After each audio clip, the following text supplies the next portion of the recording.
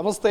ఎన్ని రోజులైనా కాంగ్రెస్ పార్టీ అధికారంలోకి రాదు, 20 ఏళ్ళైనా తెలంగాణ ప్రజలు కాంగ్రెస్ పార్టీకి ఓటు వేయరంటూ మాజీ మంత్రి BRS party working president KTR సంచలన కామెంట్ చేసిండు.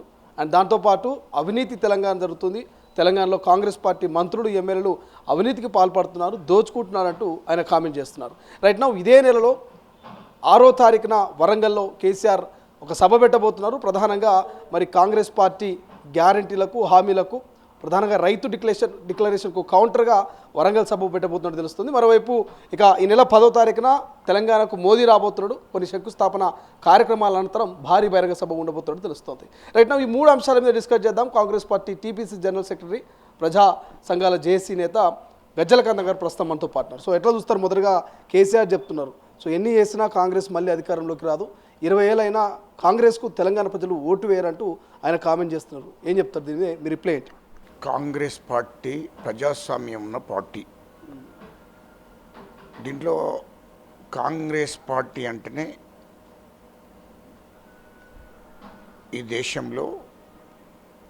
దేశానికి స్వాతంత్రం తీసుకొచ్చినటువంటి పార్టీ కాంగ్రెస్ పార్టీ. తెలంగాణ రాష్ట్రం ఇచ్చినటువంటి party Congress party. Congress party ఎంతోమంది ప్రధానమంత్రులను చేసింది. ఇవాళ నీకు ఉదాహరణ, మన్మోహన్ సింగ్ గారిని 2 సార్లు ప్రధానమంత్రిని చేసింది. బీసీలను కాంగ్రెస్ పార్టీ జాతీయ అధ్యక్షులను చేసింది. కాంగ్రెస్ పార్టీ జాతీయ అధ్యక్షులను, ఆల్ ఇండియా కాంగ్రెస్ పార్టీ అధ్యక్షులను చేసింది. ఇవాళ దళితుల్ని కాంగ్రెస్ పార్టీ అధ్యక్షుని చేసింది.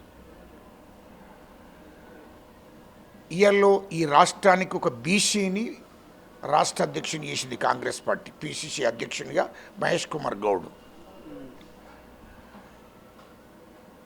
ఇవాళ రాష్ట్రంలో ముఖ్యమంత్రి రేవంత్ రెడ్డి గారు, డిప్యూటీ సీఎం భట్టి విక్రమార్క గారు, ఇవాళ 5గురిని క్యాబినెట్ మంత్రులను చేసిన దళితులను. రాష్ట్ర చరిత్రలో ఇది జరిగిందా? తెలంగాణ రాష్ట్రం వస్తే దళితులకు, బీసీలకు, మైనార్టీలకు, రెడ్లకు ఏమో ఒరుగుతుంది అనుకున్నారు. ఏమొరిగింది? రాజకీయ భాగస్వామ్యం ఉందా? దళితులకు, బీసీలకు రాజకీయాల్లో భాగస్వామ్యం ఉందా? అదే కాంగ్రెస్ పార్టీ ఇవాళ భట్టి విక్రమార్క గారు డిప్యూటీ సీఎం, దామోదర్ నరసింహ గారు మంత్రి, గడ్డం వివేక్ గారు మంత్రి, వడ్లూరు లక్ష్మణ్ కుమార్ మంత్రి. ఇవాళ తర్వాత స్పీకర్ ఒక దళితుడు. అర్థమైందా? అంటే ఇవాళ బీసీలకు కానీ, ఎస్సీలకు కానీ, ఎస్టీలకు కానీ ఎవరి వాట వాళ్ళకిచ్చి రాజకీయ భాగస్వామ్యం చేసింది. అసెంబ్లీలో అందరికీ భాగస్వామ్యం చేసింది. క్యాబినెట్లో కానీ, అసెంబ్లీలో అనేక పదవులలో కానీ, ఇవాళ విప్పులలో కానీ, స్పీకర్ కానీ, డిప్యూటీ స్పీకర్ కానీ, అంటే అందరికీ సామాజిక న్యాయం జరిగే విధంగా కాంగ్రెస్ పార్టీ ముందుకు పోతుంది. నేను ఒకటి అడుగుతా, కేసీఆర్ అంటే ఒక దొర. తెలంగాణ రాష్ట్రం వచ్చిన తర్వాత ఒక దళితుని ముఖ్యమంత్రి అన్నాడు కేసీఆర్. దళితులందరినీ మోసం చేసిండా లేదా దళితులందరినీ అవమానపరచండి కదా? నెంబర్ 1, దళితునికి డిప్యూటీ సీఎం ఇచ్చి అవమానపరిచి 6 నెలలకే దించి ఇంటికి పంపించాడు. డిప్యూటీ సీఎం పదవిని తీసేసి మరి వరంగల్ రాజయ్యను 6 నెలలకే దింపిండు, ఇంటికి పంపించాడు. అయిన కేబినెట్లో దళితులకు ఎవరికన్నా అవకాశం ఉందా? వరంగల్ రాజయ్య తర్వాత ఒక ఈశ్వర్ని, 10 ఏళ్లలో ఒక ఈశ్వరే తప్ప దళితులకు వాళ్ళ జనాభా నిష్పత్తి ప్రకారం వాటా ఇచ్చాడా క్యాబినెట్లో? రెండోది, అదేవిధంగా బీసీలకు తెలంగాణ ఉద్యమంలో టీఆర్ఎస్ పార్టీలో కీలక పాత్ర వహించినటువంటి ఈటల రాజేందర్ను టీఆర్ఎస్ పార్టీలో, నేను మళ్ళీ చెప్తున్నా, టీఆర్ఎస్ పార్టీలో కీలక పాత్ర వహించినటువంటి ఒక బీసీ బిడ్డ, ఒక ముద్రాజ్ బిడ్డను, ఈటల రాజేందర్ను ఆయన మీద కేసులు పెట్టి, ఆయన మంత్రి పదవిని తొలగించి ఆయన మీద కేసులు పెట్టి పట్టవాటిని పార్టీ నుంచి బయటికి నెట్టేసిన చరిత్ర కేసీఆర్ది. ఆ దొరది, కేసీఆర్ దొరది. ఎవరికి సామాజిక న్యాయం జరిగింది నీ పార్టీలో? నువ్వు ముఖ్యమంత్రివి, హరీష్ రావు మంత్రి, కేటీఆర్ మంత్రి, బిడ్డకి ఎంపీ ఇచ్చుకున్నావు, ఎమ్మెల్సీ ఇచ్చుకున్నావు, ఇంకో కొడుకు సంతోష్రావుకు ఎంపీ ఇచ్చుకున్నావు, ఇంకో ఆయనకు ఇంకో పదవి ఇచ్చావు. ఇయ్యల్లో నీ కుటుంబంలోనే మొత్తం మంత్రి పదవులు, మొత్తం సామాజిక న్యాయం నీ కుటుంబంలో జరిగింది తప్ప బయట వాళ్ళకు బీసీలకు కానీ, ఎస్సీలకు కానీ, ఎస్టీలకు కానీ, మైనార్టీలకు కానీ, రెడ్లకు కానీ నీ పార్టీలో ఎవరికైనా న్యాయం జరిగిందా? అది చెప్పండి. దానికి జవాబు చెప్పాలి ముఖ్యమంత్రి గారు, కేటీఆర్ గారు. దానికి జవాబు చెప్పని నేను అడుగుతున్నా. పార్టీ అధ్యక్షుడు నువ్వే కదా, కేసీఆర్ కదా. వర్కింగ్ ప్రెసిడెంట్ ఎవరు? కేటీఆర్ కదా. మరి ఒక బీసీని వర్కింగ్ ప్రెసిడెంట్ ఎత్తే ఏమవుతుందా? ఆనాడు 2014 తర్వాత ముఖ్యమంత్రి ఆయనే ఉన్నాడు, రాష్ట్ర పార్టీ అధ్యక్షుడికి ఆయనే ఉన్నాడు కేసీఆర్. వర్కింగ్ ప్రెసిడెంట్ మంత్రి కేటీఆర్ ఉన్నాడు, తర్వాత వర్కింగ్ ప్రెసిడెంట్ కేటీఆర్ ఉంటాడు. అవునా? ఒక బీసీకి వర్కింగ్ ప్రెసిడెంట్ ఇస్తే ఏమవుతుండే? ఒక దళితునికి బీఆర్ఎస్ అధ్యక్షుని పదవి ఇస్తే ఏమవుతుండే? ఎందుకు ఇవ్వలేదు? ఎందుకు ఇవ్వలేదని మేము అడుగుతున్నాం. ఎవరన్నా నీ పార్టీలో దళితులు కానీ, బీసీలు కానీ, ఎస్టీలు కానీ, మైనార్టీలు కానీ, రెడ్లు కానీ ఎవరైనా కీలక పాత్ర వహించిన వాళ్ళు ఉన్నారా అని నేను అడుగుతున్నా. ఎవరికి సామాజిక న్యాయం జరిగింది? రెండవది, నువ్వు 10 ఏళ్ళు నీ కుటుంబం ఆధిపత్యమే తెలంగాణ రాష్ట్ర ప్రజల మీద, ఎస్సీ, ఎస్టీ, బీసీ, మైనార్టీ, రెడ్ల మీద 99% ఉన్న ప్రజల మీద ఆధిపత్యం నీ కుటుంబం మాత్రమే. కేసీఆర్, కేటీఆర్, హరీష్ రావు నీ దొర కుటుంబం మాత్రమే ఆధిపత్యం చేసింది తప్ప ఎవరికన్నా బీసీలు, ఎస్సీలకు, ఎస్టీలకు, మైనార్టీలకు సామాజిక న్యాయం నీ పార్టీలో ఉందా? దానికి తెలంగాణ ప్రజలకు జవాబు చెప్పని నేను అడుగుతున్నా. ఇప్పుడు కాంగ్రెస్ పార్టీ అధికారంలోకి వచ్చి ఏం చేయలేదు. సో రైతు డిక్లరేషన్ చెప్పిన వరంగల్ వేదిక నుంచే కాంగ్రెస్ పార్టీని ఖచ్చితంగా ప్రశ్నిస్తాం. రైతు భరోసా, రుణమాఫీ, రైతులకు ఇస్తామన్న, రైతు కూలీలకు ఇస్తామన్న 12,000 బరాబర్ అడుగుతామని కేటీఆర్ చెప్తున్నాడు. దానికి అడుగుతున్నా, ఆడికి వస్తున్నా. రెండోది, అధికారం పోయింది, కాంగ్రెస్ పార్టీని ప్రజలు కాంగ్రెస్ పార్టీని గెలిపించారు. మా రేవంత్ రెడ్డి గారిని రాష్ట్రానికి ముఖ్యమంత్రి చేశారు తెలంగాణ ప్రజలు. ఇయర్లో బీఆర్ఎస్ పార్టీ అధ్యక్షులు ఎవరు? కేసీఆర్. వర్కింగ్ ప్రెసిడెంట్ ఎవరు? కేటీఆర్. శాసనసభ పక్ష నేత ఎవరు? కేసీఆర్. శాసనసభ ఉపనాయకుడు ఎవరు? హరీష్ రావు. మరి దీంట్లో ఇప్పుడే నువ్వు ఒక బీసీకి వర్కింగ్ ప్రెసిడెంట్ ఇస్తే తప్పేంటి? నువ్వు ఎందుకు బీసీకి వర్కింగ్, నీకు బీసీల మీద ప్రేమనే ఉంది కదా, మరి బీసీలకు ఎందుకు వర్కింగ్ ప్రెసిడెంట్ ఇవ్వవు? రెండవది, ఒక దళితుడిని ఉపనాయకుడిని ఎందుకు ఇవ్వలేదు నువ్వు? దళితుడిని కదా, ఒక ఎస్టీని ఎందుకు ఇవ్వలేదు? ఒక ఇంకో సామాజిక వర్గానికి సంబంధించినటువంటి వాడిని ఉపనాయకుడిని ఎందుకు ఇవ్వలేదు? శాసనసభ పక్ష నాయకుడు ఒకవేళ నువ్వు తెలంగాణ ప్రజలకు సామాజిక న్యాయం చేయాలని నీకుంటే మరి ఒక బీసీని నువ్వు శాసనసభ పక్ష నేతగా పెట్టచ్చు కదా. అంటే అధికారం ఉన్ననాడు మీ చేతుల్ని అధికారం, ఇయ్యల్లో అధికారం పోయినాక కూడా పార్టీ అధ్యక్షుడిగా కేసీఆర్, వర్కింగ్ ప్రెసిడెంట్గా కేటీఆర్, శాసనసభ పక్ష నేతగా కేసీఆర్, శాసనసభ ఉపనాయకుడిగా హరీష్ రావు. ఇంకా ఎవరు?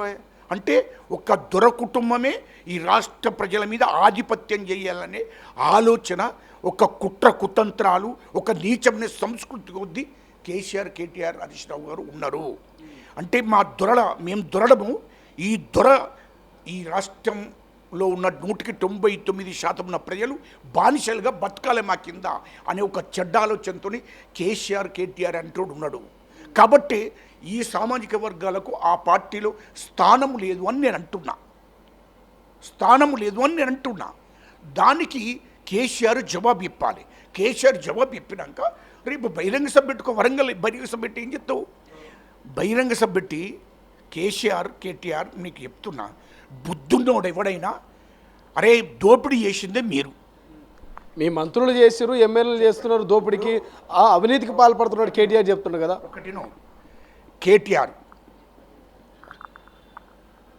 నీకు దమ్ముంటే కేసీఆర్ కానీ కేటీఆర్ కానీ మీరు నిజంగానే ఒక నీతి నిజాయితీ పరులైతే, మీకు తెలంగాణ ప్రజల మీద ఒక ప్రేమ ఉంటే, నిజంగానే ఒక అబ్బకు పుట్టిన వాళ్ళు అయితే, మీకు ఒక్కటి నేను అడుగుతున్నా, తిరుపతి వెంకటేశ్వర గుడిలో చూడాలి మీరు. నేను తెలంగాణ ఉద్యమకారునిగా, ఒక తెలంగాణ ఉద్యమంలో కీలక పాత్ర వహించిన నాయకుడిగా, కష్టపడ్డ ఉద్యమ నేతగా నేను అడుగుతున్నా, మీరు ఈ రాష్ట్రాన్ని దోసుకున్నారా లేదా? మీరు అయితే వెంకటేశ్వర్ల గుడ్లన్న చూడాలి, మీరు కట్టించిన యాదగిరి గుట్టలో నరసింహస్వామి గుళ్ళనన్న చూడండి. సొచ్చి మేము ఈ రాష్ట్ర ప్రజలకు సంబంధించిన ఒక్క రూపాయి కూడా దోసుకోలేదని మీరు ప్రమాణం చేస్తారా? మేమన్నా మా పార్టీ నుండే ఎవరిని దొరమంటారు? వెంకటేశ్వర గుళ్ళే లేకుంటే లక్ష్మీ నరసింహస్వామి గుళ్ళే ఎవరిని దొరమంటారో చెప్పండి. అక్కడ గుళ్ళే పాదాల మీద, దేవుని పాదాల మీద చేయబెట్టి ప్రమాణం చేద్దాం. ఇయ్యల్లా కేసీఆర్, కేటీఆర్, హరీష్ రావు కన్నా దోపిడిదారులు ఈ రాష్ట్రంలో కానీ దేశంలో కానీ ఎవరన్నా ఉన్నారా? అది చెప్పండి. ఎందుకంటే పోనీ మా ముఖ్యమంత్రి గారు ప్రపంచ దేశాల లెక్కనన్నా నీ లెక్క 3 లక్షల కోట్లు పెట్టుబడి పెట్టిండా? దమ్ముంటే చూయించు, అయితే మేమన్నా చూపిస్తాం. రెండోది, మా మంత్రులు ఒక్క 2 మంత్రులకు తప్ప, 2 మంత్రులు అంటే మొదటి నుండే వాళ్ళు భూస్వాములు, ఒక 50-40 ఏళ్ళ నుంచే భూస్వాములు వాళ్ళు, బడాబాబులు. ఆ 2 మంత్రుల గురించి నేను మాట్లాడేది, ఎందుకంటే వాళ్ళు వ్యాపారం నుంచే వచ్చినటువంటి వాళ్ళు. కడవ మంత్రులకు సరిగా ఇండ్లే లేవు. మా శ్రీధర్బాబు గారికి ఇప్పటికీ సరిగా ఇల్లే లేవు, అపార్ట్మెంట్లో ఉంటాడు. ఆ మంత్రి పదవి వచ్చిన తర్వాత మినిస్టర్ క్వార్టర్స్కి వచ్చిండు. మా శ్రీధర్బాబు గారు ఇప్పటికీ 3 సార్ల మంత్రి, కాంగ్రెస్ పార్టీ సీనియర్ నాయకుడు. మా శ్రీధర్బాబు గారి తండ్రి స్పీకరు ఉమ్మడి రాష్ట్రంలో. వాళ్ళొక పొలిటికల్ చరిత్ర ఉంది. కాంగ్రెస్ రక్తంలో పుట్టినటువంటి వాళ్ళు. మా శ్రీధర్బాబు గారు ఇంత పెద్ద సీనియర్ మంత్రి, ఇప్పటి వరకు ఆయనకు కరెక్ట్ ఇల్లు లేదు హైదరాబాద్లో. ఒక అపార్ట్మెంట్లో ఉంటాడు. ఇక్కడ హిమాయత్ర గారికి ట్యాంక్ బండ్ దగ్గర అంబేద్కర్ స్టాచ్యూ కొద్దిగా అటెటు పోతే అక్కడ వాళ్ళ ఇల్లు ఉంటుంది, అపార్ట్మెంట్లో ఉంటాడు. అపార్ట్మెంట్లో అది 6th ఫ్లోర్లో అపార్ట్మెంట్లో ఉంటే, కాంగ్రెస్ పార్టీ అధికారులకు వచ్చినాక మంత్రి పదవి వచ్చిన తర్వాత మినిస్టర్ కోట్లకు వచ్చి మినిస్టర్ క్వార్టర్స్లో ఉంటుండు. ఇప్పటి వరకు మా శ్రీధర్బాబు గారికి ఇల్లే సరిగా లేదు. ఒకటి, మా మంత్రులు మంత్రులు ఎవరు అవినీతికి పాల్పడట్లేదు. మా మంత్రులు అవినీతికి పాల్పడలే ఎవరు. అసలు అవినీతి డబ్బు మా మంత్రుల దగ్గర లేదు. మా మంత్రులకు ఉండడానికి సరిగా ఇండ్లే లేవు. ఎవరు వాళ్ళు కష్టపడి కట్టుకున్న ఇండ్లే తప్ప ఎవరు అసలుకి ఇండ్లే సరిగా లేవు. కానీ కేసీఆర్ కుటుంబానికి కేసీఆర్ ముఖ్యమంత్రి అయినాక 60 ఎకరాల ఫామ్ హౌస్ కాడ 60 ఎకరాలు ఉన్నది 600 ఎకరాలకు పెరిగింది. పెద్ద ఫామ్ హౌస్ కట్టిండు. రెండోది, 500 కోట్లతో కేసీఆర్ కొడుకు కేటీఆర్ మంత్రిగా 500 కోట్లతోని 5 అంతస్తుల బిల్డింగ్, అండర్ గ్రౌండ్ బిల్డింగ్ కట్టిండు. దాంట్లో ఇండియాది ఒకటి టేబుల్ కూడా ఉండదు, టీ తాగే కప్పు కూడా ఉన్నది, బయట దేశాల నుంచి తెప్పించాడు. రెండోది, ఇక హరీష్ రావు గారు ఎక్కడ కిరాయి ఉంటుండో ఆయన పరిస్థితి. సిప్పర్లు తెలంగాణ ఉద్యమం అప్పుడు ఆయనకు సిప్పర్లు కూడా సరిగా అది లేదు. అటువంటి హరీష్ రావు ఇయల్లో నెంబర్ 1 ఇల్లు కట్టుకున్నాడు. ఆయనకు ఫామ్ హౌస్లు ఇయల్లో సింగపూర్లో 25,000 కోట్లతోని ఒక కంపెనీ పెట్టుకున్నాడు. ఇంకా 3 దేశాలలో పెద్ద కంపెనీలు పెట్టాడు, ఇంకా 1000 కోట్లతోని. మరి మీలాంటి ఆస్తులు. రెండవది, ఇంకో విషయం కూడా, హైదరాబాద్ చుట్టూ 30,000 ఎకరాల భూమి కేటీఆర్ బినామీ, హరీష్ రావు బీనామీ పేర్ల మీద. ఇది ఉన్నదా లేదా వాస్తవాలు చెప్పు అన్నాడు. 30,000 ఎకరాల భూమి. అంతకుముందు గుంట భూమి లేనటువంటి కేటీఆర్ హైదరాబాద్లో. అటువంటిది 2014లో కేసీఆర్ ముఖ్యమంత్రి అయిన తర్వాత 10 ఏళ్లలో హైదరాబాద్ చుట్టూ 30,000 ఎకరాల భూమి సంపాదించుకున్నారు. ఇది వాస్తవా కాదా? రెండవది, నువ్వు అధికారంలోకి వచ్చినాక 8 లక్షల కోట్లు ఈ రాష్ట్రానికి వేసావు. దాంట్లో 3 లక్షల కోట్లు మీరు దోసుకున్నారు. కేటీఆర్కు అమెరికాలో 40,000 కోట్లతో కంపెనీ ఎట్లా పెట్టినామాయను? కేటీఆర్ దుబాయ్లో 25,000 కోట్లతో దుబాయ్లో నువ్వు కంపెనీలో ఎట్లా పట్టిననుకున్నావా? అదేవిధంగా లండన్లో నువ్వు 25,000 కోట్లతో 30,000 కోట్లతో లండన్లో కంపెనీ పెట్టినావు. అక్కడ ఎట్లా వ్యాపారం? ఈ డబ్బంత ఎక్కడి నుండి వచ్చిందని అడుగుతున్నాం. ఈ డబ్బంత ఎక్కడి నుండి వచ్చిందో తెలంగాణ ప్రజలకు వరంగల్ బహిరంగ సభలో చెప్పు. మీరు దోసుకున్న డబ్బే కదా, మీ అంత దోసుకున్నాడు. ఈ దేశంలో ఏ మంత్రి కానీ ఏ ముఖ్యమంత్రులు కానీ దోసుకోలేదు. ఈ దేశవ్యాప్తంగా 29 రాష్ట్రాలలో ఏ ముఖ్యమంత్రి కూడా అంత డబ్బు దోసుకోలేదు. వాస్తవం చెప్తున్నా. ఎందుకంటే ఇయ్యల్లో తెలంగాణ చరిత్ర ఇది. ఈ దేశ ప్రధానమంత్రి కూడా అన్నాడు, కాళేశ్వరం ప్రాజెక్టు కేసీఆర్కు ఏటీఎం, హరీష్ రావుకి ఏటీఎం అయిపోయింది. దాని మీద విచారణ జరుగుతుంది, తొందరపడద్దు. ఇయ్యల్లో నువ్వు 3 లక్షల కోట్లు అప్పు చేసి 8 లక్షల కోట్లు అప్పు చేసి 3 లక్షల కోట్లు దోసుకున్న కేసీఆర్ ఇవాళ బహిరంగ సభ పెట్టి రైతు డిక్లరేషన్ అంటే కాంగ్రెస్ పార్టీ అధికారులకు వచ్చి 2.5 సంవత్సరాలు అవుతుంది. కాంగ్రెస్ పార్టీ అధికారులకు వచ్చి 2.5 సంవత్సరాల్లో మా ముఖ్యమంత్రి రేవంత్ రెడ్డి గారు ఒకటేనికొకటి తెలంగాణ ప్రజలకు ఇచ్చిన హామీలు ఒకటేనికొకటి నెరవేర్చుకుంటూ వస్తున్నాడు. నువ్వు దోసుకున్న డబ్బు, నువ్వు మోసం చేసిన డబ్బు, నువ్వు తెలంగాణ ప్రజల మీద అప్పు 8 లక్షల కోట్లు అప్పు చేసిపోయినావు. 8 లక్షల కోట్లకు ఇంట్రెస్ట్గా అడుగుతున్నాడు మా ముఖ్యమంత్రి రేవంత్ రెడ్డి గారు. రెండవది, గ్రామ పంచాయతీలలో 10 ఏళ్లలో గ్రామ పంచాయతీలకు 40% బడ్జెట్లో 40% ఇస్తానని చెప్పి మొత్తం తెలంగాణ గ్రామ పంచాయతీ సర్పంచ్లను మోసం చేశాడు. అక్కడ అప్పులు చేసిపోతే, గ్రామ పంచాయతీలకు కూడా అప్పులు చేసిపోతే, అక్కడ డెవలప్మెంట్ కోసం అప్పులు చేసిపోతే ఆ డబ్బు కూడా మా ముఖ్యమంత్రి రేవంత్ రెడ్డి గారే ఇయ్యలో గ్రామ పంచాయతీలకు విడుదల చేయడం జరిగింది. రెండవది, రైతులను మోసం చేశాడు. 10 ఏళ్ళు రుణమాఫీ చేయలేదు. నువ్వు రైతు డిక్లరేషన్ గురించి నువ్వు అవే మాట్లాడితే, రైతులకు 10 ఏళ్ళు నువ్వు అధికారంలో ఉండి 10 ఏళ్లలో రైతు రుణమాఫీ చేస్తారని చెప్పి రైతులను మోసం చేసినావు. మా ముఖ్యమంత్రి రేవంత్ రెడ్డి గారు ఎట్ ఎ టైం ఒకటేసారి మొత్తం రుణమాఫీ చేసిండు రైతులకు. 185% రైతులకు రుణమాఫీ జరిగింది. ఇంకో 15% రైతులకు ఇవ్వాల్సింది ఇస్తాడు ఖచ్చితంగా. రెండవది, ఇయ్యల్లో నీవు దళితుడిని ముఖ్యమంత్రి చేస్తారని మోసం చేసినోడివి. దళితులకు ప్రతి నిరుపేద దళితుడికి 3 ఎకరాల భూమి ఇస్తారన్నావు. నువ్వు మోసం చేసినావు కదా. 3 ఎకరాల భూమి ఇచ్చావా? ఇవ్వలేదు. ఈ రాష్ట్రంలో నిరుపేదలందరికీ డబుల్ బెడ్రూమ్ ఇస్తారన్నావు. ఇచ్చావా? మోసం చేసావు కదా, అబద్ధం మాట్లాడావు కదా. అదేవిధంగా బీసీ బంద్ అని చెప్పావు. బీసీ బంద్ ఇచ్చావా? బీసీలకు మోసం చేసినావు కదా. అదేవిధంగా రైతులకు రైతు బంద్ అన్నాడు. హుజరాబాద్ ఎలక్షన్ల కోసం ఈటాల రాయందులు ఓడగొట్టడం కోసం రైతు బంధు పెట్టాడు. దళిత బంధు పెట్టావు. దళిత బంధు అక్కడ మోసం చేశావు కదా నువ్వు. అంటే అటు దళిత బంధు మోసం చేశావు, ఇటు బీసీ బంధు మోసం చేశావు. ఇది వాస్తవమే కదా. అయితే అదేవిధంగా తెలంగాణ రాకముందు ఇదే కేసీఆర్ ఇంటికో ఉద్యోగం అని చెప్పాడు. నిరుద్యోగులకు ఇంటికో ఉద్యోగం ఇస్తానని చెప్పాడు. తెలంగాణ ఉద్యమం 4 కోట్ల మంది ప్రజలు చేస్తున్నారు కదా.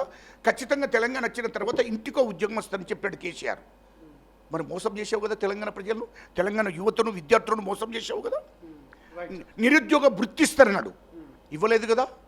మోసం చేసావు కదా. అంటే ఈ విధంగా నువ్వు తెలంగాణ కేజీ నుంచి వెళ్ళి పీజీ దాకా ఉచిత విద్య అన్నాడు. చేశావా?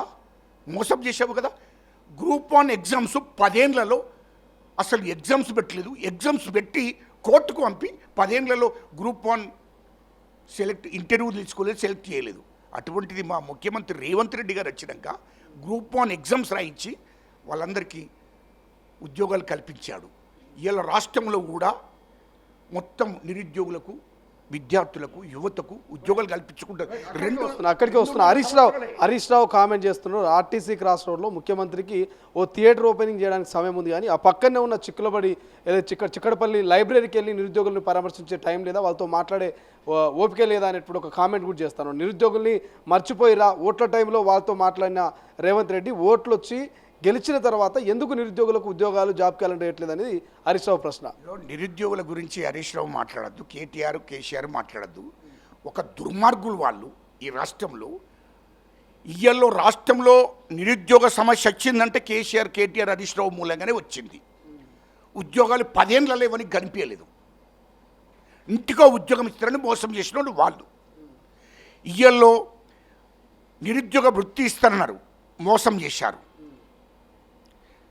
అదేవిధంగా ఇయ్యల్లో రాష్ట్రంలో ఉన్నటువంటి ఉద్యమకారులకు అన్నిట్లో అవకాశాలు కల్పిస్తున్నారు. తెలంగాణ రాష్ట్రం రాకముందు తెలంగాణ ఉద్యమకారులను ఒక్కరిని కూడా ఆదుకోలేదు.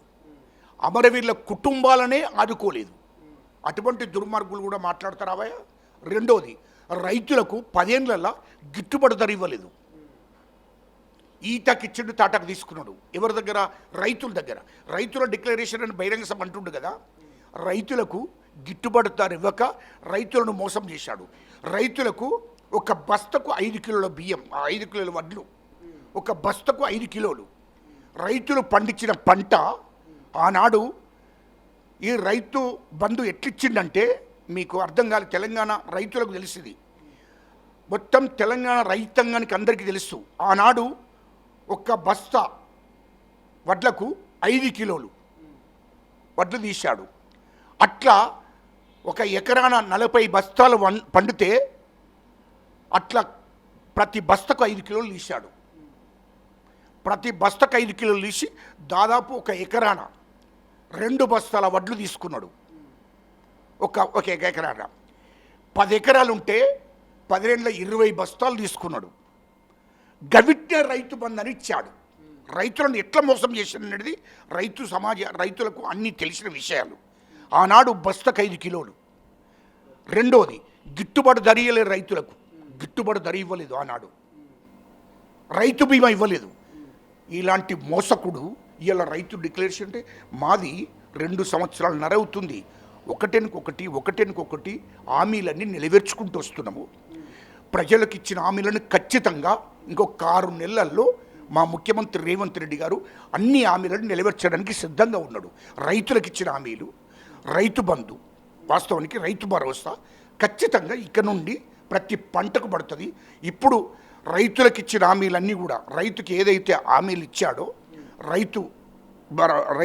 రైతు భరోసా అనేది ఖచ్చితంగా వాళ్ళకి ఇచ్చిన అటువంటి హామీని నెరవేరుస్తాడు. రైతు భరోసా ఎక్కడ కూడా ఆపడు. 6 నెలల్లో ఖచ్చితంగా కంటిన్యూ రైతులకు రైతు భరోసా పడుతుంది. తర్వాత మహిళలకు పింఛన్లు పడతాయి. అదేవిధంగా అందరికి కూడా పింఛన్లు వస్తాయి. మహిళలకు కూడా పింఛన్లు వస్తాయి. అందరికి కూడా, వికలాంగులకు మొదలుకుంటే అందరికి కూడా పింఛన్లు వస్తాయి. ఇవాళ ఇంకొకటి, ఉద్యోగులందరూ రిటైర్మెంట్ అయ్యారు 10 ఏళ్ళల్లో. ఒక్కరికి కూడా రిటైర్మెంట్ అయితే వాళ్ళ డబ్బులు, రిటైర్మెంట్ అయిన డబ్బులు ఇవ్వలేదు కేసీఆర్. ఇప్పుడు మా ప్రభుత్వం మీద పడ్డది. అయినా కూడా మా ముఖ్యమంత్రి రేవంత్ రెడ్డి గారు ఖచ్చితంగా వాళ్ళకి ఇవ్వడానికి సిద్ధపడ్డాడు ఈ 1-2 నెలల్లో. అంటే అన్ని సమస్యలు ఒకటినొకటి నెరవేర్చడానికి సిద్ధంగా ఉన్నాడు. ఇప్పుడు మా ప్రభుత్వం వచ్చి 2.5 సంవత్సరాలు అవుతుంది. ఇంకొక సంవత్సరము ప్రజలు టైం ఇస్తారు. టైం ప్రకారము ఖచ్చితంగా ఇంకొక 6 నెలల్లో, ఏడాది లోపల మొత్తం తెలంగాణ ప్రజలకు ఇచ్చిన హామీలు, రైతులకు ఇచ్చిన హామీలను ఖచ్చితంగా మా ముఖ్యమంత్రి రేవంత్ రెడ్డి గారు నెరవేర్చబోతున్నాడని చెప్తున్నాడు. ఫైనల్గా ఈ కమర్షియల్ గ్యాస్ సిలిండర్ ధర దాదాపు 3,300 రూపాయలు హైదరాబాద్లో అయింది. అంటే 1,000 రూపాయలు పెంచింది కేంద్ర ప్రభుత్వం. ఈ గ్యాస్ సిలిండర్ మీద ఏమైనా కామెంట్ చేస్తారా? ఈ నెల 10వ తారీఖున ప్రధాని మోదీ తెలంగాణకు రాబోతున్నాడు. మోదీ పర్యటన మీద, బహిరంగ సభ మీద ఏమైనా కామెంట్ చేస్తారా? ఇప్పుడు నరేంద్ర మోడీ గారు భారతదేశంలో, నరేంద్ర మోడీ గారు హిందూ ముసుగేసుకొని ఈ భారతదేశంలో హిందువులందరినీ మోసం చేస్తున్నాడు, దగ చేస్తున్నాడు. ఎందుకంటే నిజమైన హిందువులను మోసం చేస్తున్నాడు నరేంద్ర మోడీ గారు, ఈ దేశ ప్రధానమంత్రి గారు. ఎందుకు అంటే ఆయన 2014 అధికారంలోకి వచ్చే ముందు చెప్పిండు, ఈ దేశంలో ఉన్నటువంటి హిందూ యువతకు ప్రతి సంవత్సరం 2 కోట్ల ఉద్యోగాలు ఇస్తారని చెప్పాడు. ప్రతి సంవత్సరం 2 కోట్ల ఉద్యోగాలు ఇస్తారని చెప్పాడు ఈ దేశ ప్రధానమంత్రి నరేంద్ర మోడీ గారు. ఈ దేశంలో ఉన్నటువంటి హిందూ యువతకు ప్రతి సంవత్సరం 2 కోట్ల ఉద్యోగాలు ఇస్తారని చెప్పి ఇప్పుడు 12 సంవత్సరాలు అయిపోతుంది. 12 ఏళ్ళ 24 కోట్ల ఉద్యోగాలు రావాలి. ఒక్క ఉద్యోగం ఇవ్వలే. ఏ ముఖం పెట్టుకొని వస్తాడయ్యా ఈ దేశ ప్రజలకు, ఈ దేశ యువతకు? ఏ ముఖం ఆయన ముఖాన్ని ఎట్లా చూపిస్తాడయ్యా? సిగ్గుండాలి. ఒక ప్రధానమంత్రి హోదాలో ఈ దేశంలో ఉండే యువతకిచ్చిన హామీలను నువ్వు మట్ల కలిపి అలా బతుకులు నాశనం చేసి ఈ దేశంలో ప్రధానమంత్రి అని చెప్పుకుంటున్నావు నీవు. రెండవది, రైతుల మీద నల్ల చట్టాలు తీసుకొచ్చి రైతుల మీద ఉక్కుపాదం మోపిన ప్రధానమంత్రి ఎవరన్నా ఉన్నారంటే అది నరేంద్ర మోడీ గారే. రైతులకు గిట్టుబాటు ధర ఇవ్వక, రైతులకు ఏ విషయంలో కూడా సహకరించక, వాళ్ళ మీద వాళ్ళ హక్కుల కోసం, వాళ్ళకు వచ్చేటువంటి వాటా కోసం నిరసనలు, పోరాటాలు చేస్తే, ధర్నాలు చేస్తే, రస్తారోకలు చేస్తే వాళ్ళ మీద ఉక్కుపాదం మోపిండు ఈ దేశ ప్రధానమంత్రి నరేంద్ర మోడీ గారు. రైతుల మీద ఉక్కుపాదం మోపిండు. రైతులకు కరెక్ట్ టైంలో యూరియా ఇవ్వలేదు. దానికి సంబంధించినటువంటి యూరియా కానీ దానికి సంబంధించిన మందులు కూడా ఏమీ కూడా రైతులకు ఇవ్వలేదు. రైతులను మోసం చేశాడు ఈ దేశంలో రైతులను. ఈ సిలిండర్ పెరుగుదలతో సామాన్యుల మీద ఏమైనా భారం పడే అవకాశం ఉందంటారా? ఈ సిలిండర్ కాదు, ఈ దేశానికి ప్రధానమంత్రి నరేంద్ర మోడీ అయిన తర్వాత పెట్రోల్ ధరలు పెరిగాయి, డీజిల్ ధరలు పెరిగాయి, సిలిండర్ ధరలు పెరిగాయి. అర్థమవుతుందా? అదే ఆనాడు కాంగ్రెస్ ప్రభుత్వం ఉన్నప్పుడు, మన్మోహన్ సింగ్ గారు ఉన్నప్పుడు 500కు ఒక సిలిండర్, 400 నుంచి 500కు ఒక సిలిండరు, 400 సిలిండరు. అటువంటిది ఈ ప్రధానమంత్రి నరేంద్ర మోడీ గారు 400 నుంచి 1000 రూపాయలకు పెంచాడు సిలిండర్. ఇయర్లో కమర్షియల్ సిలిండరు ఆనాడు మన్మోహన్ సింగ్ గారు ఉన్నప్పుడు 900కు ఉండే కమర్షియల్ సిలిండరు. అటువంటిది ఇప్పుడు ఏకంగా 3000కు పెంచాడు కమర్షియల్ సిలిండరు. ఆ సిలిండర్ మీద ధర పెరిగితే నిత్యావసర వస్తువులన్నీ పెరిగినట్టే కదా. 3000 సిలిండర్ ధర, కమర్షియల్ సిలిండర్. ఇయర్లో ఇండ్లలో వాడుకునే సిలిండర్ ఏదైతే ఉంటుందో దానికి 1000 రూపాయలు. అంటే ఈ దేశ ప్రజలను మోసం చేసినట్టే కదా. ఈ దేశ ప్రజలందరూ కూడా మరి హిందువులే కదా. నువ్వు హిందువులను మోసం చేస్తున్నట్టే కదా. ఈ దేశంలో బీసీలందరూ కూడా ఈ దేశంలో మా జనాభా నిష్పత్తి ప్రకారం మాకు రిజర్వేషన్లు కల్పించాలని ఈ దేశంలో 60% బీసీలు, ఈ దేశంలో 60% బీసీలు వాళ్ళ జనాభా నిష్పత్తి ప్రకారం వాళ్ళకు రిజర్వేషన్లు కల్పించాలి కదా, వాళ్ళకి ఇవ్వాలి కదా. మరి ఎందుకు ఇస్తలేడు? ఈ 60% బీసీలందరూ హిందువులే. ఈ 60% బీసీలందరూ కూడా హిందువులే. మరి హిందువులకు ఎందుకు రిజర్వేషన్లు ఇస్తలేవు? హిందువులకు ఎందుకు సామాజిక న్యాయం జరుపుతలేవు? ఈ హిందువులైనటువంటి బీసీలకు ఎందుకు సామాజిక న్యాయం ఎందుకు ఇస్తలేవు? వాళ్ళకి ఎందుకు రిజర్వేషన్లు ఇస్తలేవు? ఇలా మా ముఖ్యమంత్రి రేవంత్ రెడ్డి గారు ఖచ్చితంగా ఈ రాష్ట్రంలో 42% బీసీలు ఉన్నారు, 60% బీసీలు ఉన్నారు. వాళ్ళకు 42% రిజర్వేషన్ కల్పించాలని చెప్పి క్యాబినెట్ తీర్మానం చేసి, అసెంబ్లీ తీర్మానం చేసి దేశ ప్రధానమంత్రికి పంపిస్తే ఇప్పటి వరకు కూడా దాన్ని పార్లమెంట్లో బిల్ పెట్టలేదు, చట్టం చేయలేదు. మరి ఇయ్యల్లో నువ్వు బీసీల మీద నీకు ప్రేమ ఉన్నదావా? ఈ దేశంలో బీసీలందరూ కూడా హిందువులే కదా. మరి హిందువుల మీద నీకు ఏం ప్రేమ ఉన్నట్టే? ఏం ముఖం పెట్టుకొని వస్తున్నావా? పోనీ ఇతర రాష్ట్రాలకి, అన్నిటికీ రాష్ట్రాలని, బీజేపీ పాలిత రాష్ట్రాలకు లక్షల కోట్లు ఇచ్చాడు, బడ్జెట్లో లక్షల కోట్లు కేటాయించాడు. మరి తెలంగాణ రాష్ట్రానికి ఎన్ని లక్షల కోట్లు ఇచ్చినవా? ఇప్పటికీ నువ్వు ₹1 ఇవ్వలేదు. ఏం ముఖం పెట్టుకొని వస్తున్నావా? ఈ రాష్ట్రానికి ఏమైనా సహాయం చేసినావా? ఇప్పుడు పక్కపొంటి రాష్ట్రానికి నేను అర్థంట్లేను. బీజేపీ పాలిత రాష్ట్రాలకు ఇచ్చావు, పక్కపొంటి రాష్ట్రానికి కూడా ఇచ్చావు. మరి మా రాష్ట్రానికి 1,00,000 కోట్లు కానీ 50,000 కోట్లు కానీ ఎందుకు ఇస్తలేవయ్యా? పన్నుల రూపంలో ఈ రాష్ట్రాన్ని దోసుకుంటున్నవే. ఈ రాష్ట్రంలో పన్నుల రూపంలో నీకు లక్షల కోట్లు వస్తున్నాయి. మరి తిరిగి మా డబ్బును మాకు ఇవ్వడానికి నీకు ఇంత ఇబ్బంది అవుతుందంటే మరి ఎందుకు వస్తున్నావు? తెలంగాణ ప్రజలు నిన్ను తెలంగాణ ప్రజలు ఆదరిస్తారనుకుంటున్నావు? తెలంగాణ ప్రజలు బీజేపీ కోట్లెత్తారనుకుంటున్నావా? తెలంగాణ ప్రజలను మోసం చేయడానికి వస్తున్నావు. తెలంగాణ ప్రజలు నిన్ను నమ్మే పరిస్థితిలో లేరు. అది చెప్తున్నాం. ఇది మొత్తం మీద వరంగల్కు కేసీఆర్ ఏం చేయడానికి పోతున్నాడు, ఏం చెప్పడానికి పోతున్నాడు, రైతులకు ఇచ్చిన గ్యారంటీలు హామీలు కాంగ్రెస్ ప్రభుత్వం నెరవేరుస్తుంది, పెండింగ్లో ఉన్నాయి కూడా 6 నెలల్లో పూర్తి చేయబోతుంది. మళ్ళీ ఎందుకు కేసీఆర్ వరంగల్కి పోతున్నాడు, మరోసారి తెలంగాణ ప్రజల్ని మోసం చేయడానికంటూ గజ్జల కాంతం ప్రశ్నిస్తున్నటువంటి పరిస్థితి. మరోవైపు మోదీ ఏడాదికి 2 కోట్ల ఉద్యోగాలు అన్నారు. దాదాపు 12 సంవత్సరాలు అవుతుంది. ఈ 12 ఏళ్లలో మరి 24 కోట్ల ఉద్యోగాలు ఇవ్వాల్సిన అవసరం ఉంది. మోదీ ఎక్కడ పోయిన నీ ఉద్యోగాలు, ఎందుకు ఏ మొహం పెట్టుకొని తెలంగాణకు వస్తున్నామంటూ గజ్జల కాంతం ప్రశ్నిస్తున్నటువంటి పరిస్థితి. చూద్దాం ఏం జరగబోతుంది. ఈ 2 సభల మీద తెలంగాణలో పొలిటికల్ హీట్ పెరగబోతుంది. ఒకటి వరంగల్, ఏదైతే వరంగల్లో ఈ నెల 6వ తారీఖున కేసీఆర్ సభ కావచ్చు, మరొకటి హైదరాబాద్లో ఈ నెల 10వ తారీఖున మోదీ బహిరంగ సభ కావచ్చు. ఈ 2 సభల మీదనే తెలంగాణ పొలిటికల్ అంతా కూడా ఒక రకమైనటువంటి హాట్ టాపిక్గా నడుస్తున్నటువంటి పరిస్థితి. చూద్దాం ఏం జరగబోతుంది సభల తర్వాత. కెమెరా పర్సన్ అజయ్తో శ్రీశైలం, తొలి వెలుగు, హైదరాబాద్.